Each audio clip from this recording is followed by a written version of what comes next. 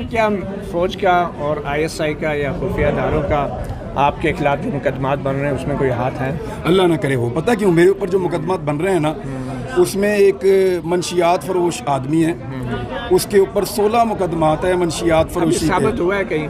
उसके ऊपर 16 मुकदमात हैं। अच्छा, काफ़ी मुकदमा तो आप पे भी बन गया। अच्छा नहीं, उस आदमी सर नहीं, उसका वो भी नहीं है ना, जो मेरा मुद्दई है ना, जिसने मेरे खिलाफ FIR कटवाई है, उसका जब हमने पता करवाया, रिकॉर्ड निकलवाया, तो वो ना सिर्फ इश्तिहारी है बल्कि उसके ऊपर 16 मुकदमात हैं। गुटखा फरोशी से लेके पाउडर फरोशी तक के मुकदमात हैं। और इसके अलावा वो जो बंदा है ना, क्या नाम है उसका, आशिक अली नाम है यार उसका, आशिक अली।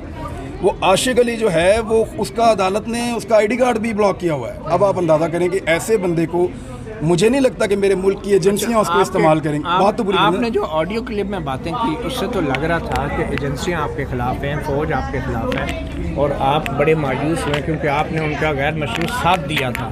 तो क्या ये मायूसी की वजह? और अब आप कह रहे हैं नहीं, मैंने कभी भी गैर मशरूत साथ किसी का नहीं दिया।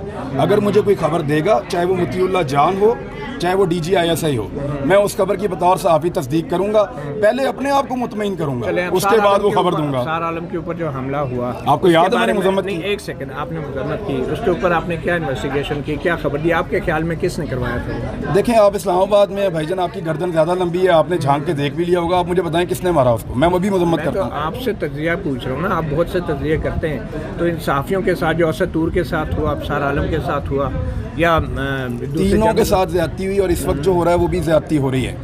और उस वक्त भी मैंने मजम्मत की थी। जो अरशद शरीफ के साथ हो रहा है उसकी भी मैं मजम्मत कर रहा हूँ। लेकिन जो सर, मैं मेरी बात सुनो, लेकिन जो नवाज शरीफ के साथ हुआ है सर, चले नवाज शरीफ के साथ आपका कोई ज़ाती झगड़ा है? नहीं सर, मुझे बहुत दुख है। मैं रात को उठ जाता हूँ भाई। सार आलम की बात हम कर रहे हैं, सहाफ़ियों की। आपने एक ट्वीट की, अब सार आलम ने कहा, अब सार आलम ने इंटरव्यू देते हुए कहा, अब सार आलम ने, मैं तो इन्वेस्टिगेशन एजेंसी नहीं हूँ, लेकिन अब सार आलम ने ये कहा था कि मैं अब सहाफ़ी नहीं हूँ, तो मैं उनकी बात पे बिलीव करता हूँ। सर इमरान साहब, आपने एक ट्वीट की पिछले दिनों के अदालतें जो है वो रात क्यों खुली? उस वक्त अगर अदालतें ना खुलती तो बार बार ना खोलनी पड़ती रात। आज आप उसी अदालत के बाहर खड़े हैं, तो क्या कहें आप? कायम है अपने मौक़िफ़ पे? सर बात ये अदालत के मामले पे मैं आपको बताऊँ, अगर अदालत कभी अल्लाह दित्ता के लिए रात को खुलेगी, मुझे बड़ी खुशी होगी। लेकिन अगर एक दिन आप रात को खोलेंगे और उसके बाद फिर आपको बार बार खोलनी पड़ेंगी, तो ये प्रेसिडेंट बन जाएगी। अदालतों में इंसाफ आम आदमी को मिलना चाहिए और मिलता हुआ नज़र आना चाहिए। आप लोग भी कभी कभी अदालती फ़ैसलों पे इख्तलाफ करते हैं, और मैं बड़े मज़े से आप लोगों का भी इख्तलाफ सुनता हूँ और पढ़ता भी हूँ, और उसको ऑनर करता हूँ, क्योंकि हर एक को अपना हक़ है। तो जहाँ पे मुझे लगता है किसी फ़ैसले के बाद या किसी अमल के बाद कि ये ठीक नहीं है, तो मैं करता हूँ। और जहाँ तक बात ये अदालत पे एतमाद होने का या ना होने का, फ़र्क इससे नहीं पड़ता कि मुझे अपनी अदलिया पे एतमाद है या नहीं। फ़र्क इससे पड़ता है कि क्या मेरे पास कोई और ऑप्शन है। आप मुझे बताएं, है कोई और ऑप्शन? अगर नहीं है तो फिर मैं तो यहीं पे आऊँगा ना। क्या आपको अगर आधी रात को कोई उठा के ले जाए, तो आपके ख्याल में आधी रात को अदालत नहीं खुलनी चाहिए? रात को लोगों को आधी रात को उठाया, अदालत नहीं खुली। नहीं, अगर आपको ले जाए तो आप क्या? अगर मरियम नवाज का दरवाज़ा टूटेगा तो आर्मी चीफ ही फ़ोन करेंगे बिलावल को। अर्ज़ तो सुन लें, मरियम नवाज का दरवाज़ा टूटा, आर्मी चीफ को बिलावल को फ़ोन करना पड़ा, और बंदे भी फारग हुए। और आपको पता है कि पूरी PDM ने रुला डाल दिया। ऐसा हुआ था ना। अब मुझे आप ये बताएं कि कल नासरा जावेद इकबाल साहिबा बता रही हैं कि पुलिस का डाला मार के, इकलामा इकबाल की बहू है, उनका दरवाज़ा और उनका गेट तोड़ दिया। किसके लिए वो आए थे पुलिस वाले? आप देखें ना, पुलिस आई किसके लिए आई, किसके कंट्रोल में है? नहीं, किसके? वहाँ तो हमजा शहबाज है, गिरफ्तार करने आए थे वो नासरा। वहाँ तो हमजा शहबाज है ना।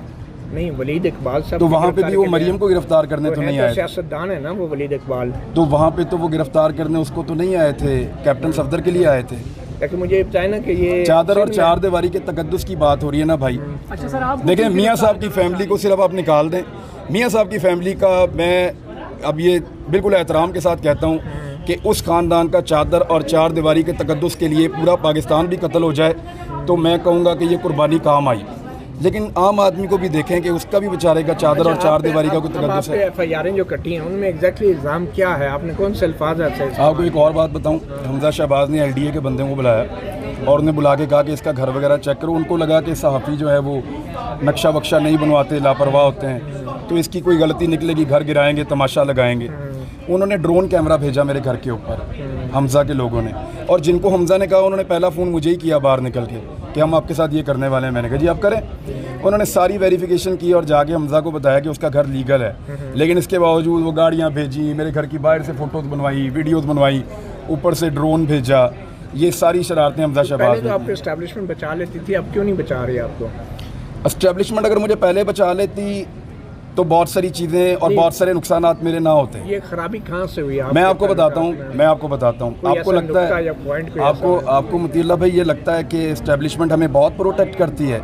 हमें से मुराद हम सबको, आपको, मुझे, सबको बहुत प्रोटेक्ट करती है। आपको ये लगता है? भाईजान जितना नुकसान उस बीच में मैंने और मेरी फैमिली ने अपने बिज़नेस में और बाकी चीज़ों में उठाया है, जब आपको ये लगता था कि हमारे एस्टेब्लिशमेंट से बहुत अच्छे ताल्लुकात हैं, मैं किसी वक्त आपको बताऊंगा तो आप वाकई हैरान हो जाएंगे। तो क्या थोड़ी किस वजह से आपके पीछे एफआईआर कर दिया? एफआईआर नहीं, पॉलिटिकल लोग कर रहे थे। अल्फाज क्या है वो कह रहे हैं जी उनको लगता है कि मैं गद्दार हूँ, जो जिसने एफआईआर कटवाई है उसको लगता है मैं गद्दार हूँ। तो जिन साथियों को पहले गद्दार कहा जाता था, आपके ख्याल में वो गद्दार हैं?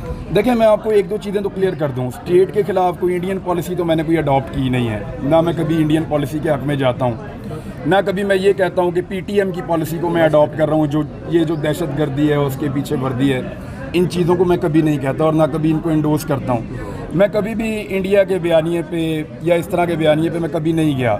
जो इस पे जाते हैं मुझे दुख होता है और मैं ये कहता हूँ कि वो रियासत के साथ अच्छा नहीं। कोई साफ़ी ऐसा है जो भी सहाफ़ी जाते हैं मुझे दुख होता है। अफसार आलम गद्दार है? अफसार आलम सहाफ़ी नहीं है।